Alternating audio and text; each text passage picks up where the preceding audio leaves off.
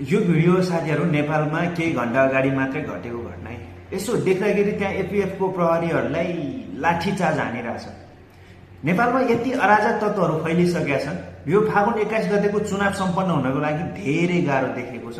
त्यही भएर म जेएनजी सरकारलाई के आग्रह गर्न चाहन्छु भने देशमा जति पनि सुरक्षा संयन्त्रहरू छन् त्यो सबैलाई अब बाहिर निकाल्नुपर्छ। यदि साँच्चीकै चुनावसम्म चाहिँ एउटा व्यवस्थित तरिकाले यो फागुन 21 गतेको चुनाव सम्पन्न गर्ने हो भने, नभए यो सुरक्षाकर्मीको नै ज्यान धरापमा छ, सुरक्षाकर्मीकै ज्यान चाहिँ सुरक्षामा छैन भने आम सर्वसाधारण नेपालीको ज्यान कसरी सुरक्षामा हुन सक्छ?